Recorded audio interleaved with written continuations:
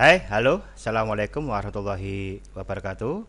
Sahabat pembelajar dimanapun Anda berada, salam jumpa dengan saya Pak Edi Sugianto dari NAX DNA Institute of Quantum Mind Technology, naxdna.com.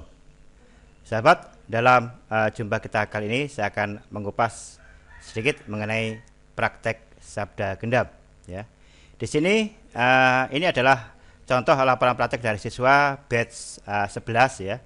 Batch 11 yang batch kemarin, kalau sekarang sedang berlangsung adalah batch 12 ya. Praktisinya adalah Pak Hadi ya.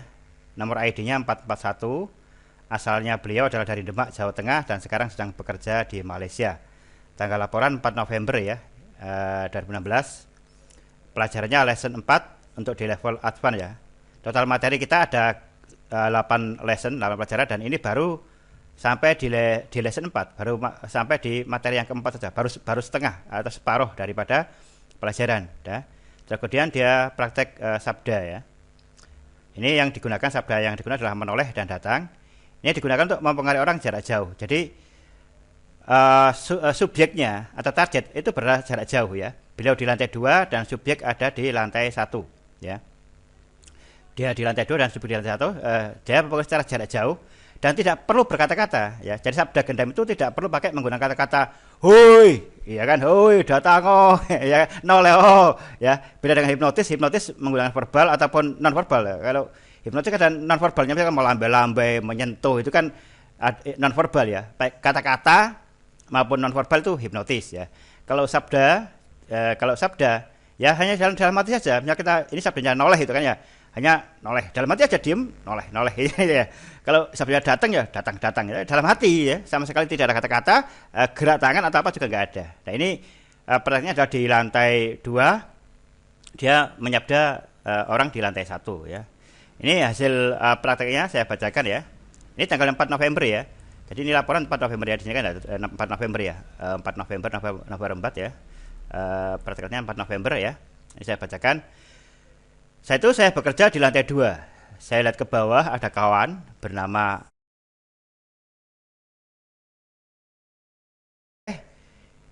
di titik pintu masuk energi ya. Ini saya blur ya untuk titik masuk karena ini termasuk rahasia perguruan, jadi saya blur untuk titik masuknya. Dia tulis selanjutnya, reaksinya agak lambat memang, tapi sekitar 1 menit dia menoleh ke kanan dan ke kiri. Jadi 1 menit dia reaksi 1 menit dia menurut dia itu lambat ya. Jadi mau ada sabda orang lain noleh itu kan, reaksi 1 menit dia pikirnya udah lambat banget 1 menit padahal ya kan. Itu sebenarnya sudah cepat ya, 1 menit kemudian noleh itu sudah reaksi, termasuk reaksi cepat, responnya juga cepat, pancaran energinya masuk ke reptile brain dan mempengaruhi orang itu untuk menoleh. Tanpa sebab tahu dia noleh kiri kanan itu kan sudah luar biasa itu kan ya. Enggak ada yang manggil, dia merasa seolah-olah ada yang manggil, itu kan luar biasa. Terus kemudian lalu setelah dia sekitar 1 menit dia menoleh ke kanan dan ke kiri, lalu saya sabda lihat. Saya sabda keduanya adalah lihat ya. Jadi sebelum setelah menoleh dia sabda lagi dengan sabda lihat, dengan maksud lihat saya. Nah ini kalau yang tadi menoleh itu reaksinya sekitar 1 menit ya. Kalau yang sabda lihat, dia langsung lihat ya. Dia lalu saya sabda lihat dengan maksud lihat saya. Dia langsung lihat ke atas sambil melambaikan tangan ke arahku. Jadi yang sabda lihatnya reaksinya spontan langsung ya.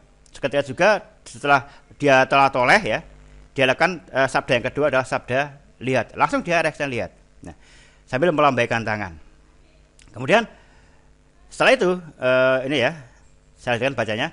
Dalam hati saya mengucap, wah luar biasa ini. Kemudian dia teruskan aktivitas seperti biasanya ya. Kemudian saya sabda naik. Setelah dia lihat, setelah itu kemudian dia lakukan sabda yang ketiga, sabda naik ya. Jadi sabdanya pertama menoleh, kedua itu lihat ya. Kedua lihat. Nah, yang ketiga baru datang atau naik gitu ya. Naik dalam artian datang ya kan. Nah, kemudian disabda supaya naik. Nah, reaksinya ternyata 15 menit ya. Baru kemudian tiba-tiba dia naik. Nah, ketika dia naik ditanya sama si siswa ini, kenapa naik ya kan? Kenapa naik? Dia bingung. Dia naik ketika si teman ini bingung ya kenapa ya naik ya gitu ya. Terus kemudian mungkin dia supaya nggak malu dia hanya berkata boleh minta rokok Pak gitu kan ya. Nah, Jadi itu hasilnya apa? Ini tanpa berkata apapun, hanya menggunakan sabda batin saja. Dia gunakan 3 tahapan sabda, yaitu menoleh, kemudian suruh melihat, kemudian naik. Ya. Ini saya berikan evaluasi terkait dengan hasil latihan siswa ini. Ya. Intinya adalah apa? Pemancaran sabda kita itu pasti masuk. Ya. Pasti masuk. Ya. Sabda yang kita pancarkan secara telepatik, ya, secara batin, itu pasti masuk. Hanya menunggu proses, ya. Kan orang itu mungkin dia sedang sibuk, sedang apa, ya kan? Dia tidak langsung otomatis langsung seketika itu juga datang. Mungkin dia sedang sibuk, sedang banyak pekerjaan, sehingga di dalam hatinya sudah sabda kita sudah masuk ke dalam batinnya. Sabda yang kita pancarkan itu sudah masuk ke dalam reptilian brain dia, ke otak reptil dia, dan sudah sambung ke dalam hatinya. Nah, dia sudah merasakan itu. Tetapi kenapa dia tidak langsung dilaksanakan? Nah, mungkin karena dia sedang banyak pekerjaan. Jadi pesan itu sudah masuk, tapi dia proses dulu. Dia proses dulu, sehingga nanti ketika sudah waktunya tiba, maka dia baru naik. Jadi prinsip di dalam sabda gendam atau sabda sakti yang kita ajarkan di sabdasakti.com ini adalah semua pemancaran sabda pasti masuk.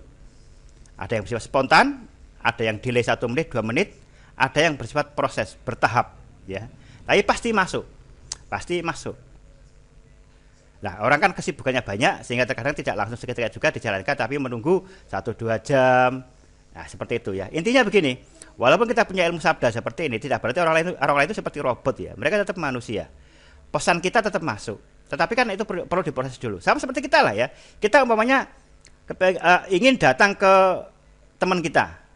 Sebenarnya keinginan kita untuk datang itu karena hasil sugesti telepatik dari dia. Coba kita kan nggak tahu, pokoknya tahu ingin datang gitu aja. Lah, saat keinginan itu sudah muncul, kan kita terkadang lihat waktu, ini masih ada pekerjaan. Kan kita selesaikan dulu, baru kita rencana nanti jam 4 atau jam berapa datang ke dia. Lah, baru setelah jamnya baru kita berangkat ke dia. Lah, ini loh yang namanya proses itu di situ.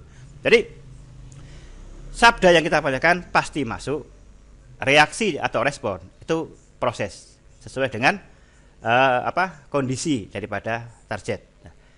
Bagaimana supaya dapat melakukan ini ya? Ya, tentu saja kita harus latihan, ya kan? Nah, ini baru di lesson 4, pelajaran baru separuh saja. Siswa sudah saya ajarkan praktek bagaimana melakukan sabda ke orang lain. Ya, apalagi kalau sudah sampai level 7, 8 sudah hasilnya akan lebih luar biasa lagi ya. Oke, inilah sedikit tutorial tambahan mengenai praktek sabda. Intinya, alhamdulillah ini siswa sudah cukup berhasil dengan sangat bagus dan sempurna. Tinggal dilatih, diasah kemampuannya sehingga menjadi semakin mahir ya. Prinsip dasar yang utama adalah bahwa ini bukanlah kalau kita sudah menguasai ilmu ini tidak berarti orang itu seperti robot yang bisa kita perintah sesukanya, tetapi intinya adalah kita memiliki kemampuan untuk terkoneksi secara batin dengan orang lain dan dapat mengirim pesan secara batin kepada orang lain yang dapat diikuti oleh orang lain sesuai dengan perintah kita. Oke, sekian dulu tutorial saya kali ini. Terima kasih atas perhatiannya. Sampai jumpa di tutorial selanjutnya. Sekian. Assalamualaikum warahmatullahi wabarakatuh. Salam sukses untuk Anda semua.